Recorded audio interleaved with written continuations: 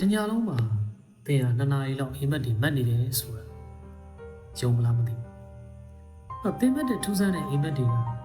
အိမ်မက်ထဲမှာကိုယ်တိုင်ကြာဆုံးသွားတာလေထဲမှာပြန်တန်းခြင်းနေတာဘောင်ဆိုလိုနေရလေ။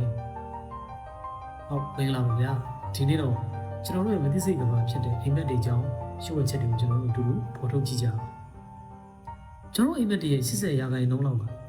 အာရီယန်လို့ခေါ်တဲ့လင်ပြန်တဲ့မျက်လုံးလိုရှားမှုအိတ်ဆက်ချိန်ကိုဖြစ်ပေါ်တယ်။အဲ့ဒီချိန်မှာအုံနောက်ကနိုးနေတဲ့အချိန်လိုပဲသူကအလုပ်လုပ်နေတယ်။လူတော်များများကြုံမှုတယ်ဘလူးစီချင်းအဲ့ဒီဘလူးစီချင်းဆိုတာသူအိမ်မက်ဆုံးပုံအဲ့ဒါအာရီယန်စင်မှာခန္ဓာကိုယ်ရဲ့ကြွက်သားတွေခိတ္တရက်သွားတာစိတ်ကတိနေတယ်ပေါ့နော်ဒါပေမဲ့လှုပ်မရတာဒါအောင်သူကဘလူးစီးတယ်လို့ကျွန်တော်ပြောရတာပေါ့နော်အဲကျွန်တော်တို့မနဲ့နိုးလာရင်အိမ်မက်ရဲ့90 ရာခိုင်နှုန်းလောက်ကိုဒီနေ့ပိုင်းအတွင်းမှာကျွန်တော်မေ့သွားကြတယ်ဘာလို့လဲဆိုတော့အဲ့ဒီတဲ့အချိန်မှာမှတ်ဉာဏ်တိုးပြီးမှုနဲ့သက်ဆိုင်တဲ့အုံနောက်အစိပ်ပိုင်းတွေကအပြည့်အဝသူကအလုပ်မလုပ်ကြအောင်အဲ့တော့အိမ်မက်တွေကတကယ်တော့ကျွန်တော်တို့အတွက်ဖြိုပြရေးတက်မဟုတ်ပါဘူးသမိုင်းတစ်လျှောက်မှာအိမ်မက်တွေကနေမွေးဖွားလာတဲ့ကျွန်တော်တို့သမိုင်းဝင်တဲ့အရေးကြီးတဲ့တည်တည်မှုတွေရှိခဲ့ပါတယ် Google ကိုပူရဲတီထောင်တဲ့ Larry Page ကသူကအိမ်မက်ထဲမှာပဲ internet ကိုဘယ်လို data တွေအားလုံးကို download လုပ်ရမလဲဆိုတော့အဲ့ဒီ idea ကိုသူကရခဲ့တယ်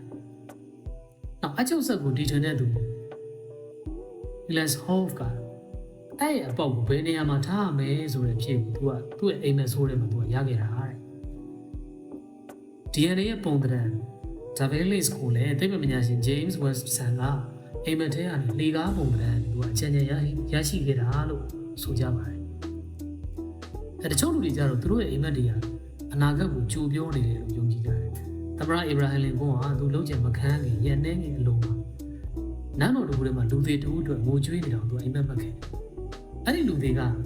သူကိုယ်တိုင်နဲ့ဖြစ်နေခဲ့တယ်လို့သူကဆိုတယ်နောက်ကျွန်တော်တို့တိုက်တန်းနဲ့သင်္ဘောမနှင်းမြုပ်ခင်အဲ့ဒီဖြစ်ရပ်ကိုချိုတင်မြင်မှတ်ခဲ့တဲ့လူတွေရှိခဲ့တယ်လို့မှတ်တမ်းချိုးရတယ်ဆိုရပါတယ်သိပ္ပံကတော့ဒါကိုတိုက်ဆိုင်မှုဒါမှမဟုတ်ရွေးချယ်မှတ်ဉာဏ် selective memory လို့သူရှင်းပြတယ်လူတွေကမှန်တဲ့အိမ်မက်တွေကိုပဲမှတ်မိပြီးတော့မှားတဲ့အိမ်မက်တွေကိုကြတော့မေ့ပြစ်တတ်ကြလို့ပါပဲဘယ်လိုပဲဖြစ်ဖြစ်အိမ်မက်တွေကကျွန်တော်တို့ရဲ့မသိစိတ်ခံနေမှုစွမ်းအားနဲ့စိတ်ခံစားမှုတွေကိုထင်ဟပ်ပြနေတဲ့ရှိုးဝဲစမ်းကျင်တဲ့ကဘာတစ်ခုပါပဲအဲ့